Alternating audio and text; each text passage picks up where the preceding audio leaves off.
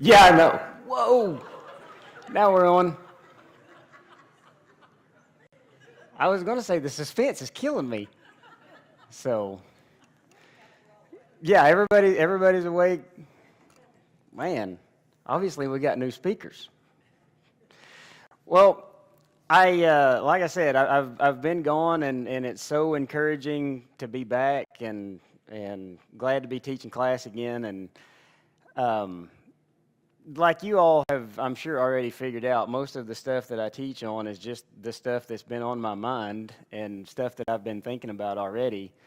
And this is kind of a side note, but I wanted to ask the question just because I was curious, and this obviously being a mature group of Christians.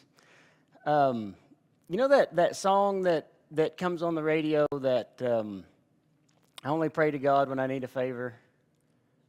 Surely everybody's heard that song. It comes on all the time.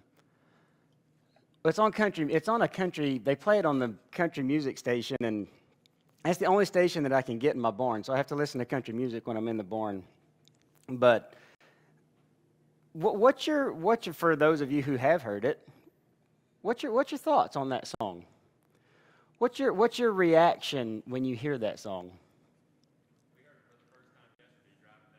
Yeah,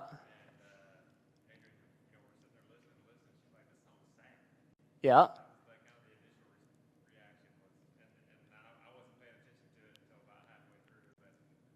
Well, the chorus repeats like four times, so even if you get in on the halfway mark, you pretty much get the gist. But what's your reaction? Like, how do you respond to that? How does that song make you feel? I only talk to God when I need a favor. I only pray when I ain't got a prayer. That's the thrust of the song.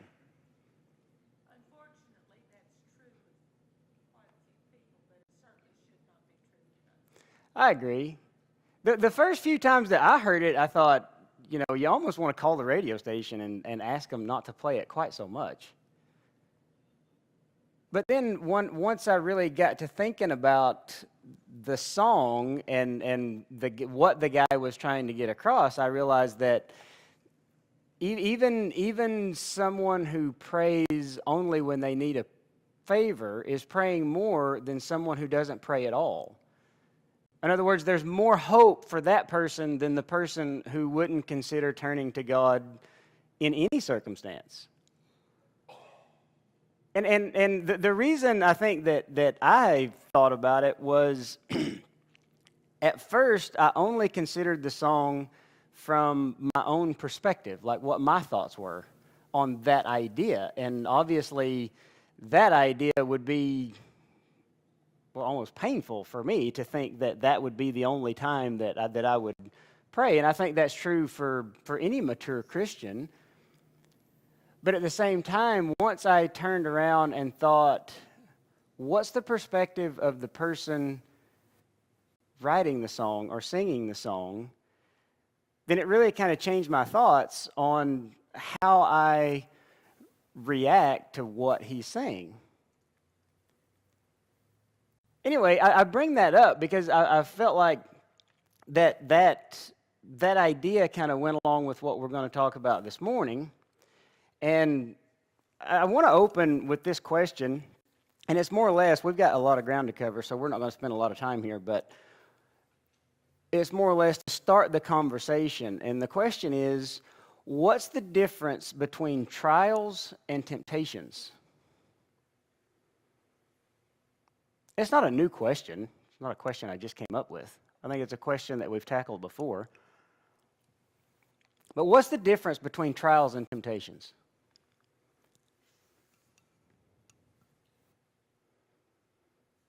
Is there a difference between trials and temptations? Okay, a lot of people are saying yes, there is a difference. So what's the difference?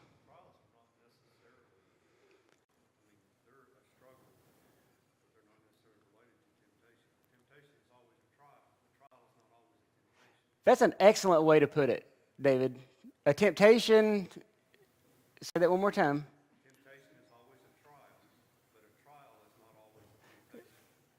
Temptation is not always a trial, but a trial is not always a temptation, correct? Oh, temptation is always a trial. Trials are not always a temptation. I'm going to have to write it down, I think. Well, one of the things, what's the purpose? What's the purpose of our trials? What's the purpose of those things that we face? Yeah, that's exactly what I wrote down. And what did James tell us was the purpose of our trials? Yes, to prove our faith, to produce endurance, to produce maturity, all of those things. That is the purpose of the things that we go through. And I think as we start to consider our trials and temptations and the things that we face, I think it's important that we remember that those things do have a purpose in our life. They're not for nothing. Which, going back to our original thought, back to the guy with the song, I mean, as far as he's concerned, the trials are meaningless, and he only prays to God when he wants deliverance from those trials. But I think that's where the Christian perspective is different, in that James begins that thought by saying, consider it all joy when we face trials of many kinds. We consider it joy because of what those trials are producing in us. Maturity and a proven faith and all of those things. But James also talks about what causes our temptation. And what causes temptation? Our internal desires and lusts. All of those things, whether it be lust, desires, pleasures. James talks about it in chapter 1, chapter 3, and chapter 4. And Paul makes the exact same comment in Romans chapter 7. That our temptations arise from our own desires. Yes, absolutely. Which goes back to the idea of denying the flesh and walking by the Spirit. I mean, these are not new ideas. And the next question I had, which David, think you already answered, is, can our trials become a temptation? Yes, they can. And how do those trials become temptations? In other words, we're facing a trial. It's not necessarily a temptation as such, but what are we tempted to do in the midst of those trials and in the midst of those struggles? Compromise? Yep. We're tempted to question God, to question His purposes. Do we sometimes question our own faith in the midst of those struggles?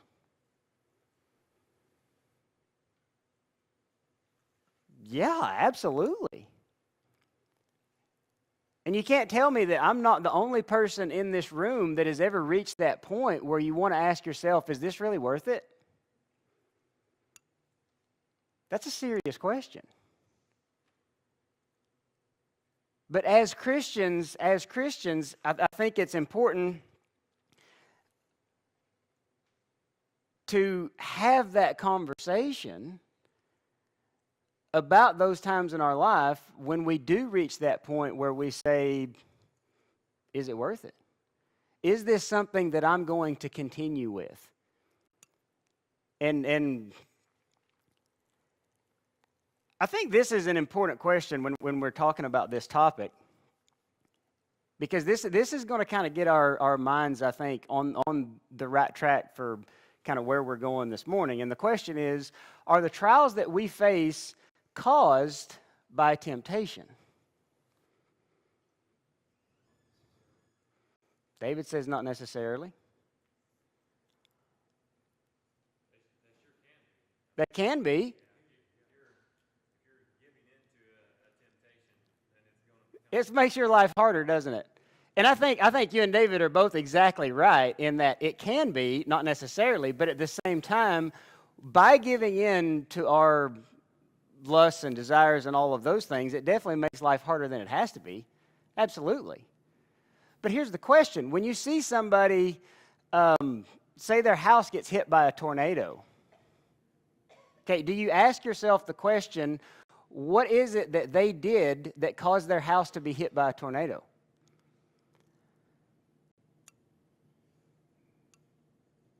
No, their house just got hit by a tornado. It just happened. It's just part of life. It's just the circumstances that they're in. Okay, but if we take that question the very next step, when you see a homeless person standing on the corner, do you ask yourself what decisions have they made to put themselves in that position? What did they do wrong to put themselves in that position?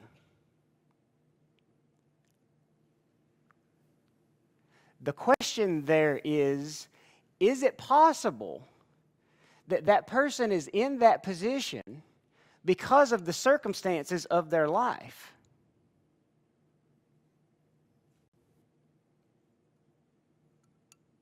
Is that possible?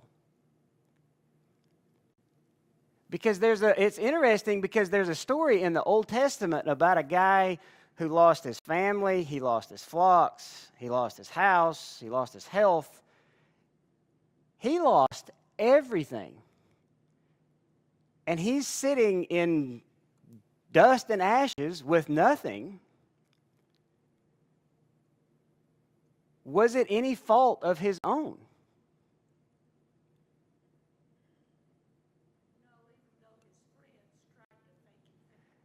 Exactly. And that's what we're about to talk about.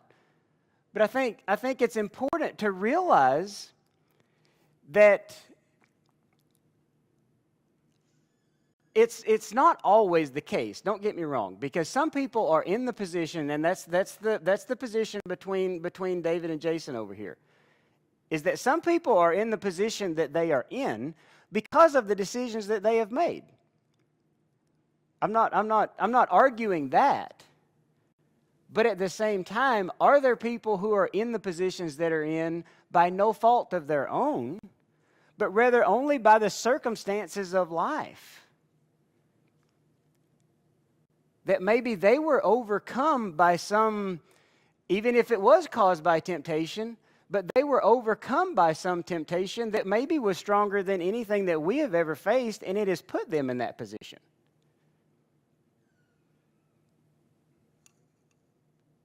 Doing this class, because I've had 2 weeks to work on it, and it has changed the way just driving around town you see people. Because when we go back to the book of Job, what was the first friend? Which, don't get me wrong, these guys, they did come and sit with Job for 7 days in silence and hung out. I think their heart was in the right place. But the first friend in Job chapter 4 comes up, and what was his argument? He says, Job, he says, the innocent don't suffer. Innocent people don't suffer. Is that a true statement? No, not at all. Do innocent people sometimes suffer? Absolutely. In the midst of our trials, and this is where we're going to talk about perspective, I think, in two different ways, and I'm going to try to keep them separated, but the perspective of us as Christians in the midst of our own trials and our perspective of others in the midst of theirs. And the question here is, in the midst of our own trials, do we question our own innocence? What I mean by that is, when we face some huge issue, do we ask ourselves the question, what must I have done to have to go through this?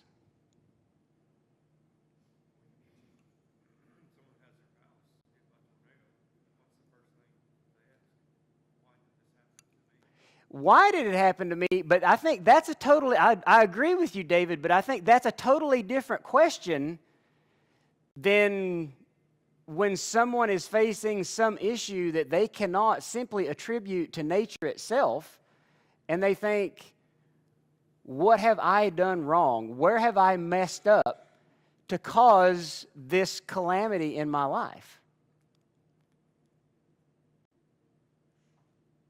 That's a temptation for all of us.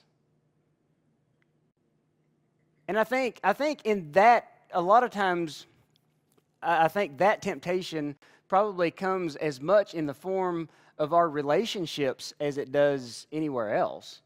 Because it's easier to say a tornado hit my house because science, and whatever causes tornadoes. But it's more difficult to justify when someone else wrongs you, or when someone else cheats you, or I'm trying to think of a good example of just things that happen in our lives that we want to say, God, how have I sinned against you to cause me to deserve this? And that's not necessarily always the case. And don't get me wrong, sometimes it is. But what makes it difficult is that what we have to realize is that oftentimes, sometimes we are obviously easier on ourselves than we are on others. But if we assume that bad things happen to other people because of their own bad decisions, wouldn't we assume the same thing of ourselves?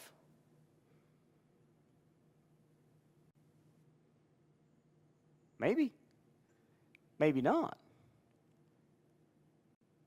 But what did Jesus teach us in Matthew about judging others?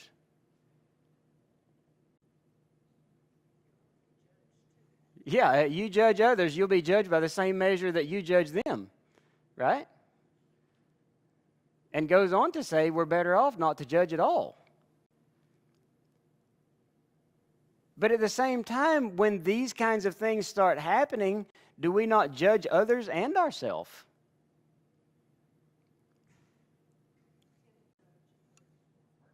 We tend to judge others more harshly. Yeah, absolutely. Absolutely. And that's the thing. And I actually thought about you, Renee, because you deal with a lot of people that are down in life, down on their luck, that things just didn't work out for them. And that's the thing. That's the thing that we have to realize as Christians, is that it's not always their fault. Is it our responsibility to determine why that person is in the position that he's in? Is it? No, I love C.S. Lewis. One of his, he had given money to this guy on the street, and one of his friends said, well, you know that guy's just going to blow that money on gambling and alcohol. And C.S. Lewis looked at him and he says, I probably would have too. Well, I mean, in his mind, the thought that he would spend the money on something that he wanted is not any different than that guy spending the money on something that he wanted. What's the difference? In his mind, it wasn't for him to judge how he spent the money. It was his duty as a Christian to do his part to help the guy out. Now, what he does with it, that's his business. But I think it's interesting that on the flip side of that, we oftentimes assume our own innocence while we assume others' guilt.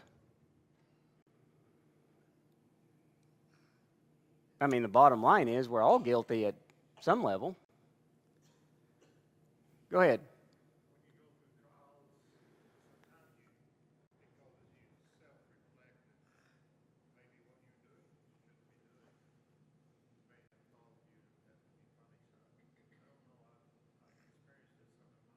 Mm-hmm.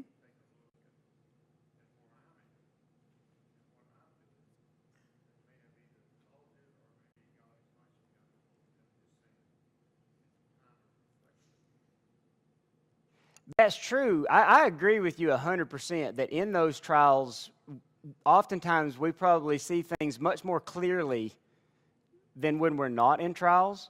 And that oftentimes God uses those moments. I mean, those moments are obviously never wasted with God. But at the same time, Satan uses guilt against us And that's one of the things that and David talks about that a lot in his classes. That's one of the wonderful promises of the New Testament is the fact that we don't have to carry guilt. I mean, don't get me wrong, if there's something that we need to ask forgiveness for, we should, and if there's something that we need to repent of, we should. But at the same time, the promises of the Bible guarantee us that once we ask forgiveness and we repent of those things, are we guilty? No, we can go on and live the rest of our life. And I think what makes that, here's what makes it hard. Here's what makes it hard. Because if we face those trials, okay, and we assume that those trials are caused by something that we did wrong, who's responsible for the trials in our life? We are. If we take that responsibility on our shoulders, we're responsible for the trials in our life. What human being is able to go through this life and bear responsibility for all the trials that they face? Can you imagine carrying that amount of weight? And what did Jesus say about our burdens? Come unto me, all you who are heavy laden, right? He says, I will give you rest. He says, my burden is easy. My load is light. Why is his load so light? It's not easy to turn those things over to God. But is he not willing to carry the burdens that we bear? Yeah, absolutely, 100%. But here's the thing, and here's the second argument, and this is one that I think that is it's the antithesis, honestly, of what we've just been talking about, because his good friend Bildad comes in and he says, well, Job, God rewards good people. God rewards good people. So I don't know what you've done, but God rewards good people, so you're going to need to repent. But here's the question, and here's what we hear that argument a lot in a lot of different ways. Do good things happen to bad people? Unfortunately, they do, all the time. All the time. And it can be frustrating, and it can be annoying, right? Well, it is. I'm not going to argue that, especially the people that we know very well what their character's like, and then good things just keep happening to them. But when good things happen to bad people, do we acknowledge that God has blessed them? Think about that one for a minute. When good things happen to bad people, do we acknowledge that God is the one who allowed good things to happen to them?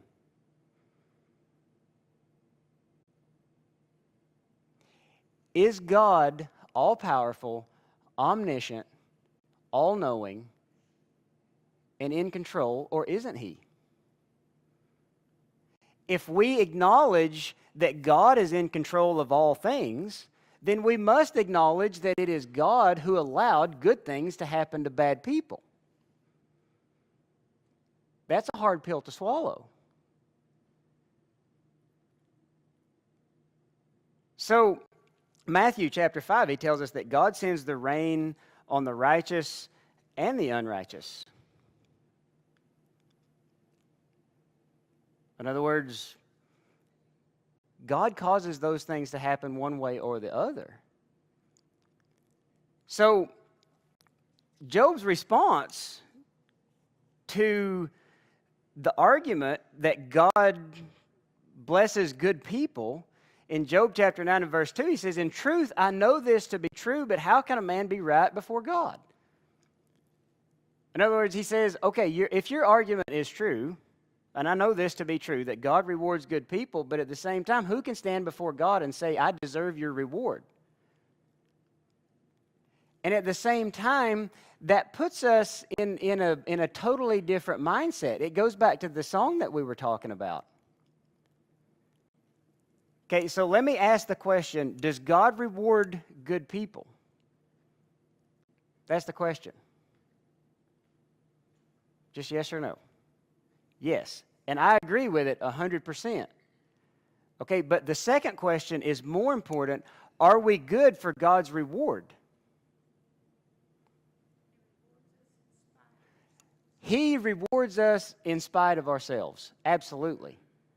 And that's the thing, and that's the mindset that sometimes, maybe not us, maybe not, but that's the mindset that we can get in, is that God rewards our goodness. God doesn't reward us because we are good, but why? Because He is good.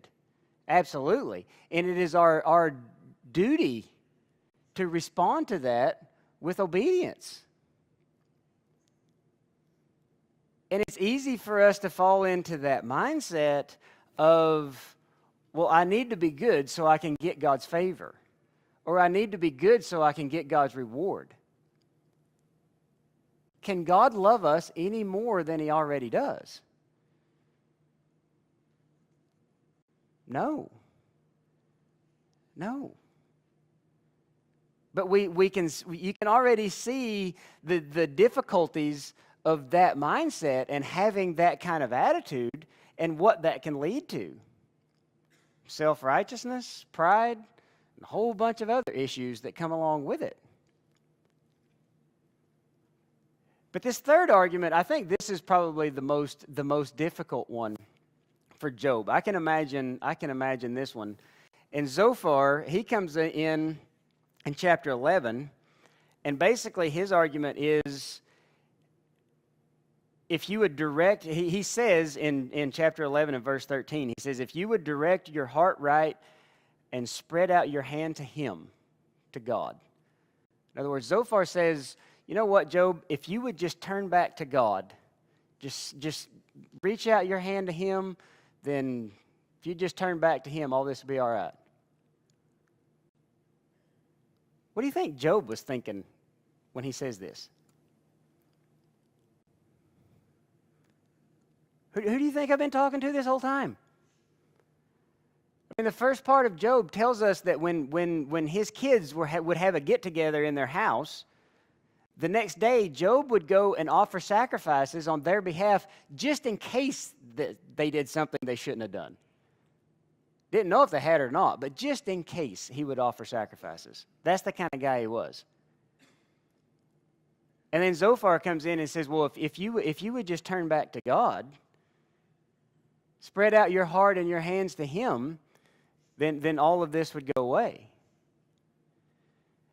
And I think in that whole chapter 12, Job's response is more or less him explaining to Zophar that's what I've been doing. I never stopped. I never turned away. I don't know why this happened. How often, since we're talking about trials, I think this is an important place for this, but how often have we cried out to God and not got an answer?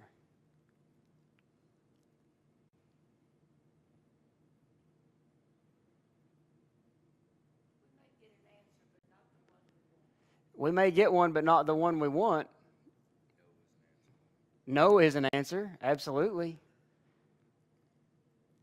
And it's interesting because, as I've said before, the Bible is its own best illustration. And I thought, where can I really find an illustration for that idea of crying out to God in the midst of struggles and not getting the answer that we want?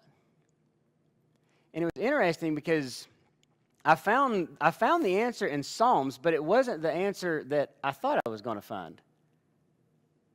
But the 22nd Psalm, the very first verse starts out with the words, my God, why have you forsaken me?" I read that and it literally just jumped off the page at me.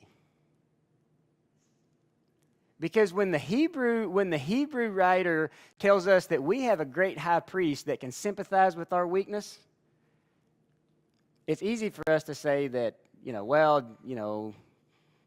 yeah, Jesus, he kind of knows what I'm going through. But then when you read those words, and then obviously in the Gospels we hear those words again. Same person was saying them both times. He knew even in the Psalms what was coming.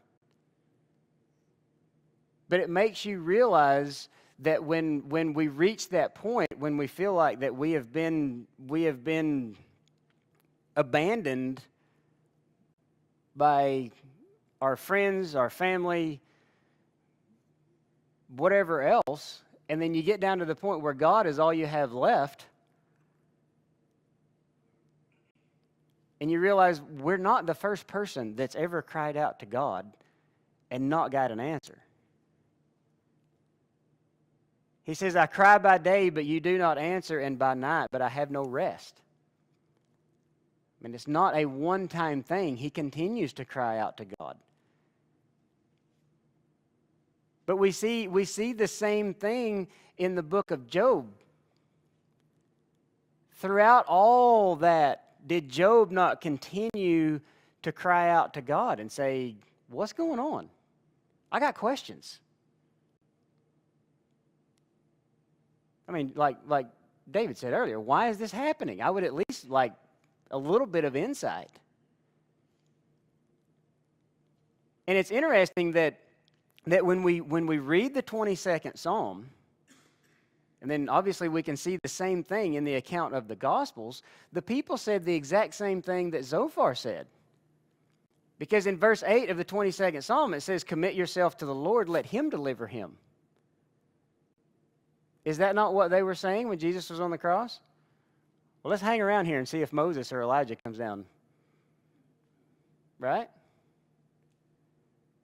Okay, so when it comes to the testing of our own faith, do we not face that same temptation?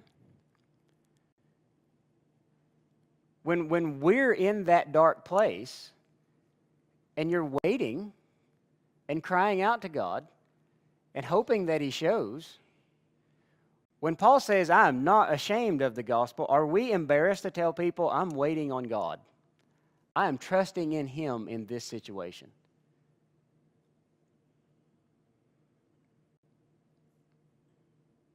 That was a real challenge for me to realize that. And God had obviously a time prepared for Christ and a time prepared for Job, but I realize also that God has a time prepared for me. If I'm in that dark place, for whatever time, does God hear when we cry out to him? Every time. Every time. And that's one of the things that I loved about the 22nd Psalm, because it reveals more of Jesus' attitude in that situation. In verse 22 through 24, but verse 24 says, for he has not despised nor abhorred the affliction of the afflicted, nor has he hidden his face from him. But when he cried to him for help, he heard. In other words, even in that moment, Christ knew, though he felt forsaken, that God has not despised his affliction, but he has heard when he cried out to him.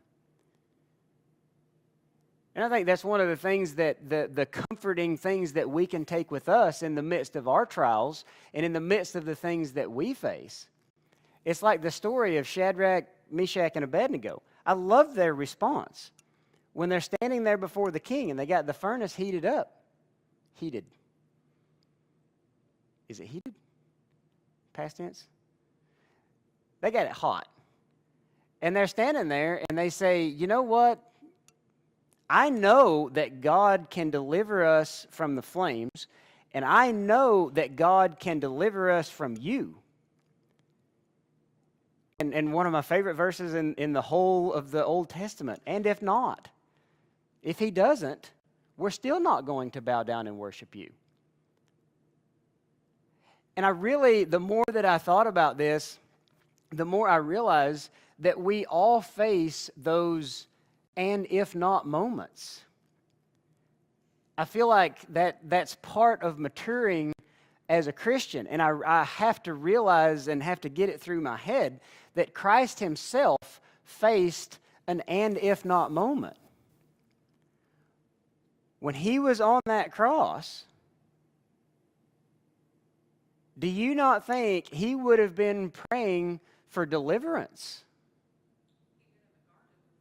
Say again? He did in the garden before. 3 times. That was that moment. And he says, and if not, same situation. Whether I'm delivered or not, I'm going to be obedient and continue in the faith.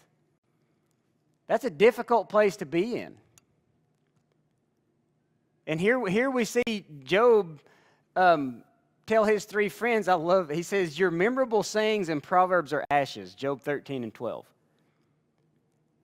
The reason that I like that, the reason that I like the way Job responds to them, I get the mental picture of him turning to them and saying, you know, guys, your texts and your PMs are doing nothing. I need some real help. Your cliches of I need to turn back to God, and if only I were innocent, I wouldn't suffer, and bad things don't happen to good people. See, that's not helping in my time of trial. But I love Job's attitude, and obviously it's Job's and if not moment. But in Job chapter 13 and verse 15, he makes the comment, he says, though he slay me, I will hope in him. What was Job's attitude?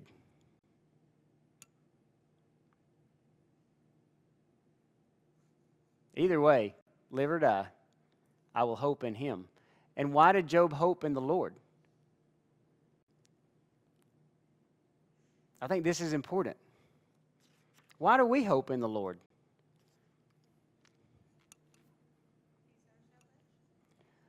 He is our salvation, but I think there's an even better reason. Because he's our only hope. Exactly. Because there is not hope to be found anywhere else. And the reason that I point that out is because in the midst of trials and in the midst of struggles, in the midst of those things, that's one of those things that we have to continue to remind ourselves of, is that without him there is no hope. Even when we want to turn away, and even when things look bleak, even in that situation, there still is no hope without him. And Job reiterated that attitude in chapter 19 and verse 25 when he says, as for me, I know that my Redeemer lives. Now you imagine the situation that he's in and all that he's gone through, and he's got 3 guys sitting here telling him that he must have messed up really, really bad to deserve all of this. And he's saying, I will continue to hope in the Lord, and I know that my Redeemer lives. And like I said, it's one of those moments that is a huge lesson for us. It changes our perspective on the things that we're going through. Because number one, it causes us to realize that sometimes they are, I'm not arguing that, but oftentimes the things that we're going through are of no fault of our own. They're just the things that we are called to endure. And at the same time, the Bible teaches us how to endure. And I think that the last friend, my goodness, I do that every time.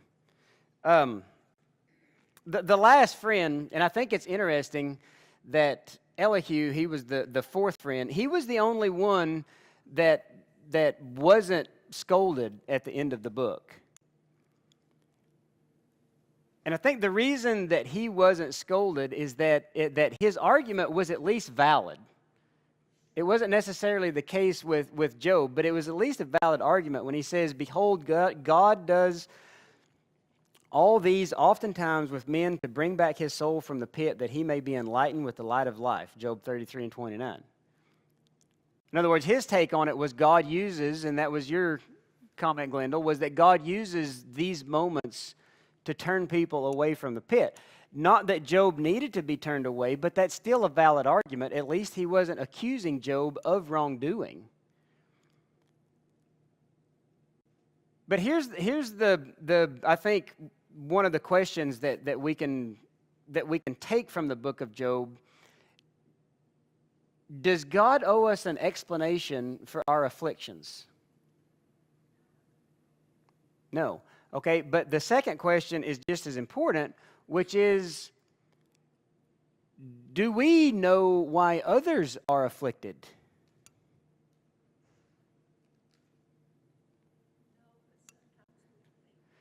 Sometimes we think we do, absolutely.